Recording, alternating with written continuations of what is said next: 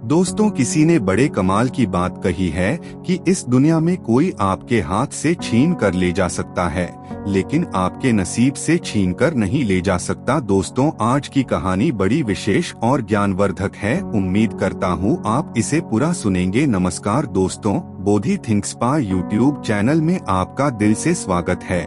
अपने वह नहीं होते जो तस्वीरों में साथ खड़े होते हैं, अपने तो वह होते हैं जो तकलीफों में साथ खड़े होते हैं। सबके दिलों का सांस अलग होता है, इस दुनिया में सबका व्यवहार अलग होता है। आंखें तो सबकी एक जैसी ही होती हैं, पर सबका देखने का अंदाज अलग होता है। लोग कहते हैं जिंदगी मिली है अपने हिसाब से जीने के लिए, लेकिन वही लोग सुबह होते ही किसी और के हिसाब से जीने चले जाते हैं। दिमाग कहता है कि लोगों के साथ वैसा ही व्यवहार करूं जैसा वह हमारे साथ करते हैं, लेकिन फिर दिल कहता है कि अगर हम भी उनके जैसे बन गए तो उनमें और हम में फर्क क्या रह जाएगा। हासिल कर एक मुकाम नया वक्त बदल जाता है, इंसान बदल जाते हैं, वक्त वक्त पर रिश्तों के अंदाज बदल जाते हैं। कभी कह दिया अपना तो कभी कर दिया पराया। दिन और रात की तरह पुराने समय की बात है। एक महान विद्वान ब्राह्मण थे जिसका नाम आचार्य त्रिपाठी था। आचार्य के परिवार में सिर्फ वह, उसकी पत्नी और उनका एक छोटा बेटा था। आचार्य का अधिकांश समय अध्ययन और लेखन में ही व्यतीत होता। उन्होंने कई महत्वपूर्ण पुस्तकें और ग्रंथों की रचना की थी, परंतु अपने लेखन और ज्ञान में इतने व्यस्त रहते थे कि अपने इकलौते पुत्र अर्पण पर ध्यान देने का समय ही नहीं मिल पाता था। एक दिन आचार्य की पत्नी ने उनसे कहा, क्या आपको अपने इकलौते पुत्र से कोई प्रेम ममता है या नहीं? पूरे दिन आप बस अध्ययन और लेखन में ही व्यतीत करते हैं। आचार्य ने उत्तर दिया, मेरे पास इन भावनाओं के लिए समय कहाँ है। आचार्य जी विद्वानों के बीच बहुत प्रतिष्ठित थे और राजा के दरबार में भी उनका बहुत सम्मान था। राजा ने कई बार उन्हें अपने दरबार में सलाहकार बनने के लिए अनुरोध किया था, लेकिन आचार्य हमेशा यह कहकर इनकार कर देते कि महाराज, आपकी सेवा में आने पर मुझे आपकी चापलूसी करनी पड़ेगी, जो मैं नहीं कर सकता। दूसरी तरफ उनका पुत्र अर्पण अपनी मां की अत्यधिक लाड़ प्यार में बिगड़ गया था। वह पाठशाला जाने की बजाय आवा लड़कों के साथ समय बिताने लगा। आचार्य जी अपने लेखन और अध्ययन में इतने व्यस्त रहते थे कि उन्हें अपने पुत्र की हरकतों का पता ही नहीं चलता था। अर्पण ने जुआ खेलना शुरू कर दिया और समय के साथ मदिरा पान भी करने लगा। उसकी संगत कुछ चोर उचक के जैसे युवकों के साथ हो गई थी। एक दिन की बात है, अर्पण अपने चोर दोस्तों के साथ मंदिर में चोरी करने के लिए जाता है और जब वह तीनों मंदिर में सॉरी कर रहे थे, तभी एक पहरेदार ने उन तीनों को सॉरी करते हुए पकड़ लिया और उसे पकड़कर सीधे राजा के पास ले गए और बोले, महाराज, यह लड़के मंदिर में चोरी करते हुए पकड़े गए हैं और इनमें से एक आचार्य जी का पुत्र अर्पण है। यह सुनकर राजा भी अचंभित रह गए कि ज्ञान और धर्म का उपदेश देने वाले आचार्य का पुत्र चोरी में लिप्त है। राजा ने तुरंत एक सैनिक को आचार्य जी के घर पर सूचना देने के लिए भेजा। सैनिक ने जाकर कहा, आचार्य जी, आपका बेटा राजमहल में है, उसे मंदिर में चोरी करते हुए पकड़ा गया है। यह सुनकर आचार्य जी ने कहा, ओ यह क्या, मेरे मुंह पर काली खपत लग गई, अब मैं किसी को क्या मुंह दिखाऊंगा। उनकी पत्नी ने कहा, महाराज, आपका बहुत सम्मान करते हैं, आप चाहे तो उसे माफी मिल सकती है। आचार्य जी ने उत्तर दिया, नहीं, मैं एक अपराधी की सिफारिश कर नहीं करूंगा, यह भी एक अपराध है। उसकी पत्नी ने धमकी दी, अगर आप राजा के पास नहीं जाएंगे तो मैं अपनी जान दे दूंगी। इस प्रकार आचार्य जी ने अपने सिद्धांतों के आगे झुकने से इनकार कर दिया और यही उनके व्यक्तित्व की महानता को दर्शाता है। आचार्य ने भारी मन से कहा, ओह, तुम्हारी इस जिद की वजह से मुझे राजा के पास जाना ही पड़ेगा। पत्नी की बात मानकर अनिच्छा के बावजूद वे राजमहल पहुँचे। दरबार में उन्होंने राजा से निवेदन किया, राजन, मेरा पुत्र अभी नाबालिग है, उसे क्षमा कर दीजिए। राजा ने गंभीरता से जवाब दिया, यदि ऐसी बात है तो आपको राज दरबार में सभी के सामने मुझसे सार्वजनिक रूप से माफी मांगनी होगी, तभी मैं आपके बेटे को माफ कर सकता हूँ। आचार्य ने सिर झुकाकर कहा, ठीक है राजन, मैं भरे दरबार में आपसे अपने बेटे के लिए क्षमा याचना करता हूँ। आचार्य की इस विनती पर राजा ने उनके बेटे को इस शर्त पर माफ कर दिया कि भविष्य में वह कोई अपराध नहीं करेगा। परंतु इस घटना के बाद आचार्य जी की प्रतिष्ठा में धक्का लग गया। वे जहाँ भी जाते लोग उसे कहते कि आचार्य का बेटा चोर और उचक्के है।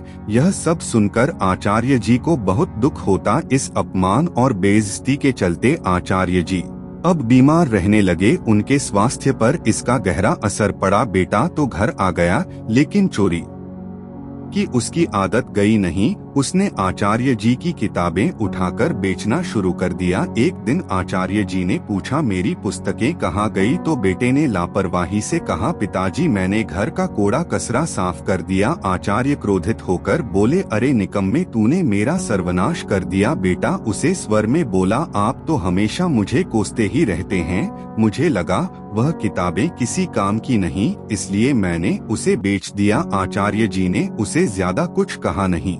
समय बीतने के साथ साथ आचार्य की बीमारी और गंभीर होती गई। वे चिंतित थे कि उनके बाद उनकी पत्नी और आवारा बेटे का क्या होगा। वे बीमार थे, फिर भी एक महत्वपूर्ण ग्रंथ की रचना कर रहे थे। वे सोचते, मैं यह ग्रंथ पूरा करके ही मरूंगा। बीमारी के बावजूद वे दिन रात लिखते रहे और एक दिन उनका यह ग्रंथ पूरा हो गया। उन्होंने सोचा, मेरा ग्रंथ तो पूरा हो गया है, लगता है मेरे जीवन के दिन भी पूरे हो गए हैं। उस दिन उन्होंने अपने बेटे को पास बुलाया और कहा, बेटा अभी भी समय है, तुम संभल सकते हो, अपने आप को काबिल बना सकते हो। उन्होंने अपना लिखा हुआ ग्रंथ बेटे को देते हुए कहा, बेटा तुम्हारी बर्बादी मेरी ही लापरवाही का नतीजा है। यह अमूल्य ग्रंथ संभाल कर रखो, तुम्हें देने के लिए मेरे पास कुछ और नहीं है। अर्पण ने वह ग्रंथ की पोथी अपने पास रखी, परंतु मन ही मन वह सोच रहा था, मैं इस पोथी का क्या करूंगा? मुझे पढ़ना लिखना तो आता ही नहीं। अगर पिताजी ने कुछ पैसे देते तो बात भी थी। अगले दिन सुबह आचार्य का देहांत हो गया। उनकी मृत्यु के बाद उनके परिवार पर मानो दुखों का पहाड़ टूट पड़ा था, परंतु अर्पण को इस बात की कोई चिंता नहीं थी। वह तो अपने पिताजी के सामान में धन की तलाश करने लगा। पिताजी ने मेरे लिए एक कौड़ी भी नहीं छोड़ी। अर्पण निराश होकर बैठ गया। कुछ समय और बीता तो माँ बेटे की हालत इतनी खराब हो गई कि खाने के भी लाले पड़ने लगे। एक दिन माँ ने तंग आकर बेटे से कहा, बेटा कुछ काम धंधा करके लाओ, नहीं तो हम भूख मर जाएंगे। अर्पण ने उदास मन से जवाब दिया, माँ मुझ जैसे अनपढ़ और बदनाम को कौन का देगा? यह सुनकर माँ ने सोचा, क्यों ना मैं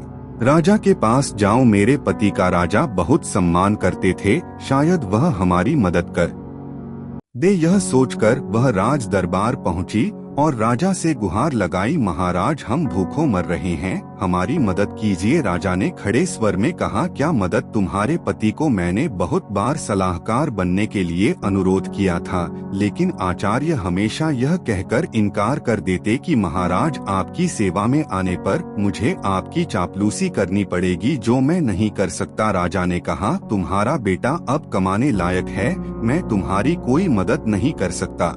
निराश होकर माँ घर लौट आई। घर पहुंचकर अर्पण ने माँ को अपने पिता की दी हुई पोथी दिखाते हुए पूछा, माँ पिताजी ने यह पोथी मुझे क्यों दी? माँ ने दुखी स्वर में कहा, बेटा यह तेरे पिता की ज्ञान की आखिरी निशानी है। अर्पण ने उस पोथी को पढ़ने की कोशिश की, पर वह उसके लिए काला अक्षर भैंस बराबर थी। कुछ सोचकर वह अपने पड़ोस के रामू काका के पास गया और बोला, रामू काका आप तो पढ़े लिखे हैं, क्या आप मुझे इस पोथी का मतलब बता सकते हैं? रामू काका ने पोथी खोलकर देखा और बोले, इसमें तो बहुत कठिन श्लोक लिखे हैं, इनका अर्थ तो कोई महापंडित ही बता सकता है। अर्पण निराश होकर वापस लौट आया। उसने कई जगह काम ढूंढने की कोशिश की, पर अपनी बुरी छवि के कारण किसी ने उसे काम पर रखने से इनकार कर दिया। वह जहां भी जाता लोग उसे दुत्कार कर भगा देते थे। इस बीच उसकी माँ भूख और बीमारी से कमजोर होती चली गई। अपनी माँ की लाचारी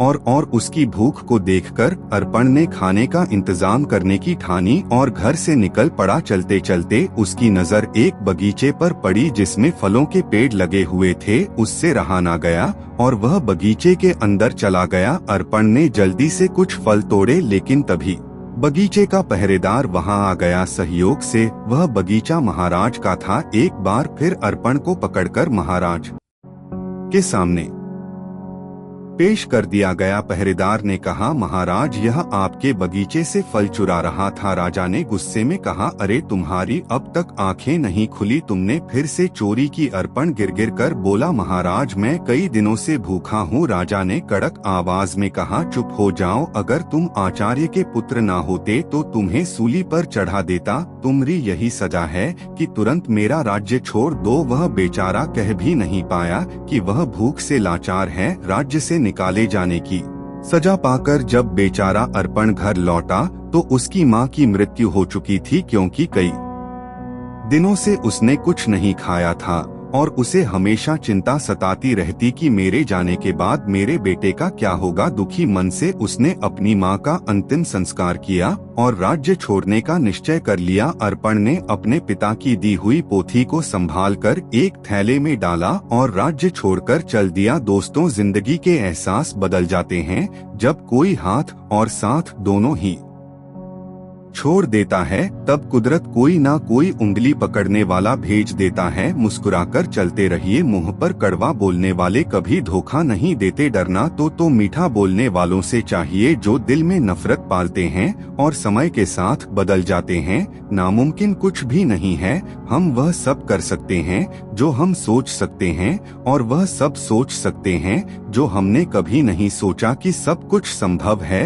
हर कोई कहता है कि ईश्वर नजर नहीं आता। सच तो यह है कि जब संकट में कोई साथ नहीं देता तो वही नजर आता है। सहारे इंसान को खोखला कर देते हैं और उम्मीदें कमजोर कर देती हैं। अपनी ताकत के बल पर जीना शुरू कीजिए। आपका खुद से अच्छा साथी और हमदर्द कोई और नहीं हो सकता। यकीन जानिए, अगर आप हारना सीख लेंगे तो जीत रोती पीटती आप चली ही आएगी। वक्त आपका है, चाहो तो सोना बना लो, चाहो तो सोने में गुजार दो। अगर आप जानते हैं कि आप वाकई में सही हैं तो लोगों को जो चाहे कहने दो। फिर पीठ पीछे आपकी बात चले भी तो घबराना मत, क्योंकि बात उन्हीं की होती है जिनमें कोई बात होती। बढ़ते रहे कदम, बस मंजिल की ओर कुछ मिले ना मिले तजुर्बा तो नया होगा। भूमि पर फल के लिए श्रम सबको करना पड़ता है। परमात्मा सिर्फ लकीरें देता है, उसमें रंग हमको भरना पड़ता है। अर्पण चलते चलते वह एक घने जंगल में पहुंचा और सोचा, यही फूल फल खाकर गुजारा करूंगा। वह एक पेड़ के नीचे बैठ गया और अपने पिता की पोथी को खोलकर फिर से पढ़ने की कोशिश करने लगा। शायद इसमें छिपे ज्ञान से मेरे दुखों का अंत हो जाए। बेचैनी में वह पोथी के पन्ने पलट रहा, लेकिन उसे कुछ समझ नहीं आ रहा था। उसने सोचा कि काश मैं पढ़ पाता। पिताजी ने मरते वक्त कहा था कि यह ग्रंथ अमूल्य है। अचानक हवा का एक तेज झोंका आया और पोथी में से कुछ पन्ने उड़ गए। अर्पण ने उन पन्नों को पकड़ने की कोशिश की पर वह असफल रहा। वह सोचने लगा, पता नहीं कितने पन्ने उड़ गए हैं। उसने पोथी को वापस बंद किया और आराम करने के लिए पेड़ के नीचे सो गया। उसी जंगल में एक युवराज शिकार खेलने के लिए भटक रहा था। हवा में उड़ता हुआ पोथी का एक पन्ना उसके हाथ लग गया। उसने उसे देखा और पढ़ने लगा। किसी ने सुंदर हस्तलिपि में संस्कृत का श्लोक लिखा है, किंतु मैं संस्कृत नहीं जानता। कुछ सोचकर युवराज ने वह पन्ना अपनी जेब में रख लिया और शिकार की तलाश में आगे बढ़ गया। तभी उसकी नजर एक हिरण पर पड़ी और वह उसका पीछा करने लगा। हिरण अपनी जान बचाने के लिए एक प्राचीन मंदिर की दिशा में भागा और युवराज उस प्राचीन मंदिर में दाखिल हो गया। जंगल के बीच में यह एक प्राचीन मंदिर था जहां कुछ वनवासी पूजा कह रहे थे। उनका पुजारी कह रहा था, भाइयों, देवी को प्रसन्न करने के लिए हमें नौजवान युवक की बलि देनी होगी। तभी युवराज ने मंदिर में प्रवेश किया। वनवासियों ने उसे देखा और बोले, पुजारी जी, संयोग की बात है, युवक भी आ गया, क्यों न इसी की बलि दे दी जाए। यह सुनकर युवराज सोच में पड़ गया, अगर मैंने इन्हें अपना असली परिचय दे दिया तो यह मुझे अवश्य ही बलि पर चढ़ देंगे क्योंकि यह शत्रु देश के राजा का है। वनवासियों ने युवराज को रस्सी से बांध दिया। तब युवराज ने कहा, पुजारी जी, मैं एक नीच कुल की संतान हूँ, मेरी बलि देने से देवी अपवित्र हो जाएंगी। पुजारी ने हंसते हुए सख्त स्वर में कहा, अरे देवी को बलि चाहिए, उन्हें ऊंच नीच से कोई मतलब नहीं है। युवराज अपने जीवन से निराश हो गया और सोचने लगा, झूठ बोलकर भी मैं अपने प्राण नहीं बचा पा रहा हूँ। जब उसे बलि के लिए लाया गया तो उसने कहा, भाइयों, बलि पर चढ़ाने से पहले मैं अपनी एक अंतिम इच्छा पूरी करना चाहता हूँ। मेरी जेब में एक। पुजारी ने कहा, अवश्य लाओ, मैं तुम्हें उसका अर्थ बताता हूँ। पुजारी ने उस ग्रंथ के पन्ने को अपने हाथ में उठाया और कहने लगा, इस भोजपत्र पर 2 श्लोक अंकित है। पहले का अर्थ है, एक झूठ कई झूठों को जन्म देता है और झूठा व्यक्ति अंततः मुसीबत में फंस जाता है। दूसरे श्लोक का भावार्थ है, किसी के प्राण लेना सरल है परंतु किसी को जीवन देना अत्यंत कठिन है। युवराज यह सुनकर फूट फूट कर रोने लगा। पुजारी ने उससे पूछा, तुम रो क्यों रहे हो? युवराज ने रोते हुए कहा, यह दोनों श्लोक मुझ पर ही चरित्रालु होते हैं। यह सुनकर वनवासियों को अपनी गलती का एहसास हुआ। उनमें से एक आगे बढ़कर बोला, पुजारी जी, यह युवक सच कह रहा है, हमें इसे जबरदस्ती बलि पर चढ़ाने का कोई अधिकार नहीं है।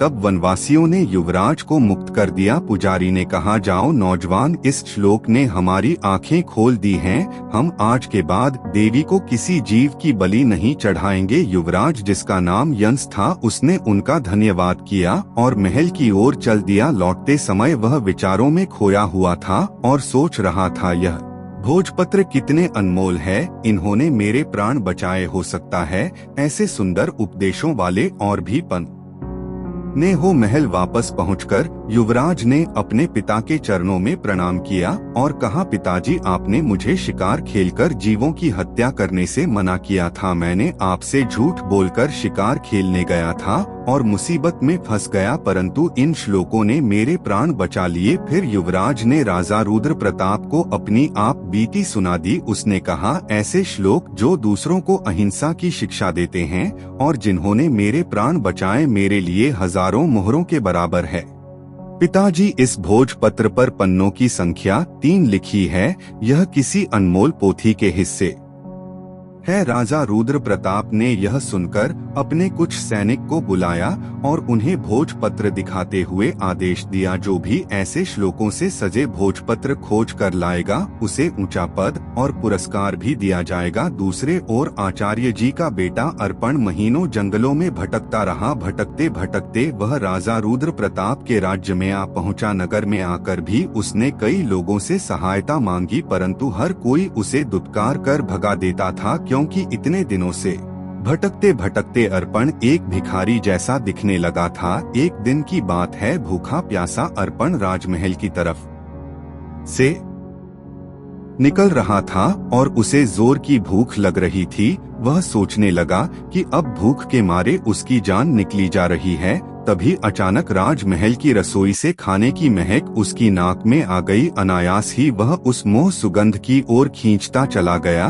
और सीधा रसोई घर में जा पहुंचा। वहां जाकर उसने रसोइये से कहा, भाई, मुझे 2 रोटी दे दो, बहुत भूखा हूँ। रसोइये ने उसे दुत्कारते हुए कहा, जा भाग यहाँ से। लेकिन अर्पण की भूख इतनी बढ़ चुकी थी कि उससे सहन नहीं हो रही थी।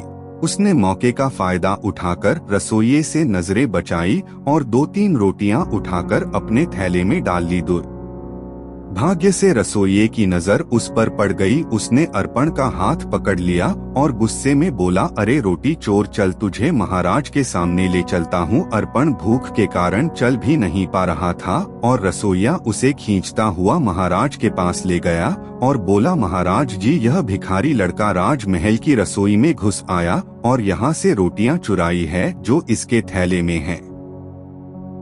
महाराज ने सिपाहियों को आदेश दिया, इस भिखारी के थैले को उल्टा कर दिया जाए। एक सिपाही आगे बढ़ा और अर्पण का थैला छीना और उसे उल्टा कर दिया। थैले से रोटियों के साथ साथ वह ग्रंथ भी निकल आया जो अर्पण के पिता ने लिखा था। उसी समय युवराज भी वहां से गुजर रहे थे तो ग्रंथ को देखते ही युवराज की आंखें चमक उठी। उसने तुरंत ग्रंथ को उठा लिया और खुशी से चिल्ला उठा, अरे यह तो वही अनमोल पोथी है जिसकी हमें महीनों से तलाश थी। फिर युवराज ने अर्पण की ओर देखा और आदर पूर्वक अपने सिपाही को कहा, इस धनवान लड़के को सम्मान से बिठाया जाए। फिर उस लड़के को एक सिंहासन पर बैठाया गया। फिर युवराज ने पूछा, भाई तुम्हारा नाम क्या है? लड़के ने कहा कि मेरा नाम अर्पण है। युवराज ने कहा कि इतनी अनमोल संपत्ति होने के बावजूद भी तुम भीख मांग रहे हो। मैं इस पोथी के लिए तुम्हें 5000 स्वर्ण मुद्राएं देने को तैयार हूँ। अर्पण यह सुनकर एकदम असंत रह गया और बोला, क्या कहा? 5000 स्वर्ण मुद्राएं कम नहीं है महाराज। मैं सोच रहा था कि लाखों की संपत्ति रखते हुए भी मैं भूखा मर रहा था। फिर उसने कहा, मित्र, इस पोथी के वचनों ने सदा मुझे पतन के गड्ढे में गिरने से बचाया है और मेरे प्राणों की रक्षा की है, लेकिन मेरी आंखें बार बार ठोकर खाकर भी नहीं खुली। युवराज ने पोथी खोली और अर्पण को पहले और दूसरे पन्ने की श्लोक सुनाने लगा। उसने लिखा था कि अविद्या सारे कपटों की जननी है और संकटों में ही अपने और पराई की पहचान होती है। अर्पण ने कहा, सचमुच अविद्या ने ही मुझे दर दर का भिखारी बना दिया। अगर मैंने बचपन में ही विद्या ग्रहण की होती तो आज मैं भी अपने पिता की तरह एक विद्वान होता। युवराज ने कहा, भाई अर्पण, अपनी पोथी का यह मूल्य स्वीकार करो। और यह कहते हुए उसने स्वर्ण मुद्रा की थैली अर्पण को थमा दी। अर्पण ने थैली को हाथ में लेते हुए कहा, अब मैं धन का बोझ कहाँ उठाता फिरूं? इस धन को मैं गरीब बच्चों की अविद्या दूर करने के लिए लगाऊंगा। युवराज ने कहा, मित्र, अब तुम एक भिखारी नहीं रहे, तुम तो अब महान धनवान हो गए हो। अर्पण सोच रहा था, काश यह समझ मुझे बचपन में ही आ गई होती तो शायद मेरे माता पिता आज यहाँ होते। इसके बाद अर्पण ने वह धन ग्रहण किया और उसने उस धन से गरीब बच्चों के लिए एक पाठशाला बनवाई और खुद भी विद्या प्राप्त करने लगा। दोस्तों, किसी ने बड़े कमाल की बात कही है कि हौसला ना हार गिर कर मुसाफिर, अगर दर्द यहाँ मिला है तो दवा भी यहीं मिलेगी। दोस्तों, जीवन में जो होना है वह होकर रहेगा। यह कहानी सिखाती है कि अगर आपकी बुराइयां आप पर हावी हो गई तो आपका अंत निश्चित है। इसलिए बुराइयों को अपने ऊपर हावी मत होने दो। इस कहानी को सुनने के लिए धन्यवाद। दोस्तों, मिलते हैं अगली वीडियो में एक नई सीख के साथ। खुश रहिए, अपना ख्याल रखिए।